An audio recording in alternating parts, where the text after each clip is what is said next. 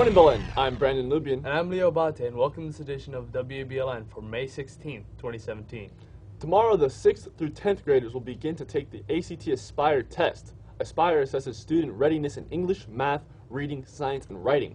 The test evaluates students growing from grades 3 through 8 and early high school in the context of college and career readiness. The Aspire incorporates multiple question types, including constructed response, selected response, and technology-enhanced items to better assess student knowledge and provide a meaningful insight. This week, members of the Special Olympics Unified Team and the key club members have been encouraging the student body to take the pledge to eliminate the demeaning use of the R word. In the past 7 years, thousands of college campuses, high schools, middle schools, and elementary schools have launched campaigns in their communities. More than 65,000 people have taken the pledge to end the use of the R word, both online and on petitions and posters. Yesterday, the R word awareness campaign began with an assembly in the Roca, where middle school heard from Javier Guerrero Vicente and two amazing athletes about changing the meaning of the R word to respect. If you would like to get involved or find out more, please contact Javier Guerrero Vicente or Mr. Calderon. Students interested in attending the World Youth Day in Panama on January 21st through the 28th, 2019 must register by May 26th as a deadline. The experience is open to all current 9th through 10th grade students. For more information, please contact Ms. Zilka Jimenez at zjimenez@belenjesuit.org or visit the campus ministry office. During Homeroom Friday, students gathered in the Garrido Family Plaza to pray a decade of the Rosary in commemoration of the 100-year anniversary of the appearance of Our Lady of Fatima. Ms. Sylvia Davalos and other theology teachers worked with students in creating a beautiful papier-mâché rosary that has been placed in the main stairway. Pope Francis celebrated a Mass in Fatima, Portugal, Saturday, and canonized two of the three shepherd children who claimed to see the Virgin Mary more than 100 years ago. The two girls and a boy said the Madonna shared with them 3 secrets. Those secrets were later interpreted as foretelling the Second World War, the rise and fall of communism, and the death of a pope. The Virgin Mary continued to visit the 3 shepherds on the 13th day of the month for 6 months. Francisco and Jacinta Marto, aged 9 and 7 at the time of the apparitions, died 2 years later of influenza. Their cousin Lucia de Jesus dos Santos grew up to become a Carmelite nun and lived until the age of 95. She's currently on track for beatification, the first step towards becoming a saint. The President of the United States revealed highly classified, top-secret information to the country's chief global adversary, Russia, during a meeting last week in the Oval Office. That's according to the Washington Post and New York Times. This meeting, with Russia's ambassador and foreign minister, a day after President Trump fired FBI Director James Comey, who was leading to the investigation into the improper contact with Russia. White House National Security Advisor said that the president and the foreign minister reviewed a range of common threats to our 2 countries, including threats to civil aviation. At no time were intelligence sources or methods discussed, and the president did not discuss any military operations that were not already publicly known.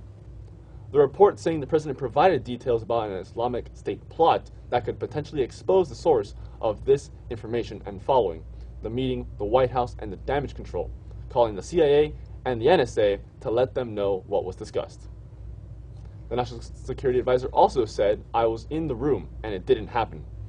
The concern is that the Russians could use what Trump did tell them to figure out the highly sensitive source of the information. In the wake of the news, even some Republicans are expressing concern. Senator Bob Corker saying of the administration, quote, "They are in downward spiral right now and have got to figure out a way to come to grips with it all. That's happening." The former director of the National Intelligence says the U.S. institutions are under assault, and he says some of that is coming directly from President Trump himself. Marcelo Hernandez reports the fallout over the Comey firing continues to dog the president, while the search for Comey's replacement is underway. The developments of the past week very bothersome, very disturbing to me. James Clapper, the former director of national intelligence under President Obama, says he feels, in many ways, U.S. institutions are under attack. Both externally, and that's the big news here is the Russian interference in our election system.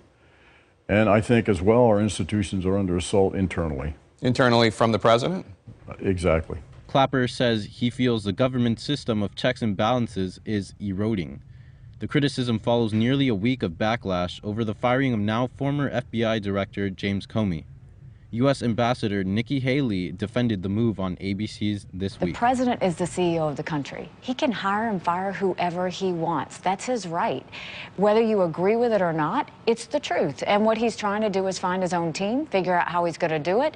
Were there better ways he could have done that? That's for everybody else to decide. President Donald Trump says he might choose his replacement from a short list for Comey before leaving for his first overseas trip as president on Friday. Outstanding people that are very well known, highest level, so we could make a fast decision. Before the trip next week, you think, possibly? Even that is possible. Trump's aides have been screening potential replacements for Comey, interviewing several people over the weekend. For WBLN, I'm Marcelo Hernandez. Hey guys, here's your scoop for today. The Overseas Study Program to Asia will host an informational meeting to discuss the trip to Australia, New Zealand, and Fiji, which will take place June 11th through the 22nd. The meeting will take place next week, Thursday, May 25th at 7 p.m. If you have any questions or need more information, please contact Mr. Charles Cleveland at ccleveland@belenjesuit.org. The tour is open to all members of the Belen community. Parents, family members, and alumni are welcome. Middle school students must be accompanied by an adult. On May 11th through the 14th, Belen participated in the National Scholastic Chess Championship for the first time in 2 decades. The event took place in Nashville, Tennessee, with over 5,000 competitors participating. In the K-12 division, under 1,200, Belen fielded a complete team, which scored 13.5 points. Contributing to the team were sophomore Brandon Villa with 4 wins and a draw, freshman Luke Sisak with 3 wins, sophomore Carlos Ariza with 1 win and 4 draws, and freshman Andrew Caldwell with 2 wins and 2 draws. In the K-12 division under 1,600, junior Justin Izquierdo earned 4 wins and a draw. A highlight of the tournament was an exceptional number of miniatures, games in which a player defeats his opponent in 25 moves or less.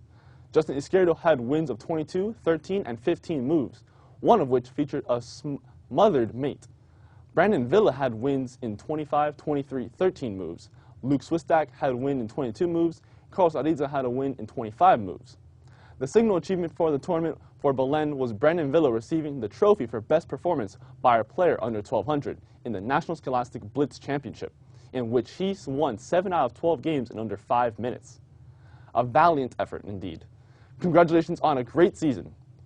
Now join the Bishop San Pedro Spanish Club and donate baby items for the Canastilla Cubana, open up to a baby in need. The middle school baby will bring baby clothes, socks size 0 to 6 months, baby hygiene items, baby soap, shampoo, moisturizing, cleaning kit, grooming, diapers, baby wipes, and hooded towels. The high school will bring baby bottles, bib, blankets, baby clothes, and socks sizes 6 through 12 months. Solid color crib sheets, diapers, baby first aid items, which is saline drops, rash ointment, thermometers, baby wipes, and all that can be dropped off at the Dean of Students office May 4th through the 17th. For more information, please contact Dr. Susan Lopez at slopez@belenjesuit.org. That's all for Scoop. Now stay tuned for weather and sports after these messages.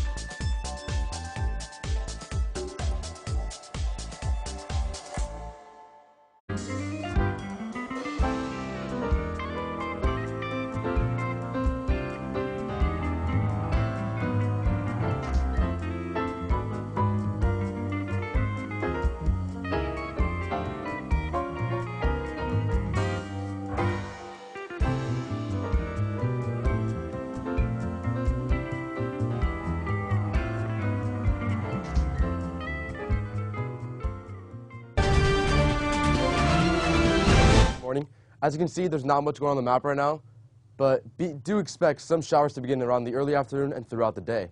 Today we're looking at a high of 88, a low of 77, relative humidity at 63%, winds coming in from the east at 14 miles per hour, and precipitation at 10%. For the next 3 days, we're looking at highs in the high 80s and lows in the high 70s. But do expect those showers to continue Thursday and Friday. Now let's pass it on to sports. Thank you, Marcos. Congratulations to Danny De La Fe and Andres Piñate, who were selected to compete in the All-Star Volleyball game representing North Miami. The team won 3-2. So go out and support your Wolverine varsity baseball team in the regional semifinals matchup today against the Raleigh Academy. Game time will be at 4 o'clock. The varsity football team will play their first spring game this Thursday afternoon against University. For those interested in going out and supporting your Wolverines, there will be a fan bus only for the juniors taking them to the game. In baseball, the Marlins opened up a series against the Houston Astros, the best team in baseball, and lost by a score of 7-2 last night. Key players like Martin Prado and Adeni Echevarria on the disabled list, the Fish struggled to continue their record, and the record has now dropped to 14-23. Miami looks to even up the series tonight at 7:10. The deadline to purchase tickets to the Varsity Sports Banquet is 3 o'clock p.m. today. The middle school banquet is this Friday at 7 p.m., and the varsity banquet will be this Saturday at 4 p.m. That's all for sports. Now back to you guys at the desk. Thank you, Raul. Be sure to follow us on YouTube, Twitter, and Facebook for all the latest news and pictures. I'm Brandon Lubian. And I'm Leo Bate. Have a great day. Thank you for watching, and stay golden, Wolverines.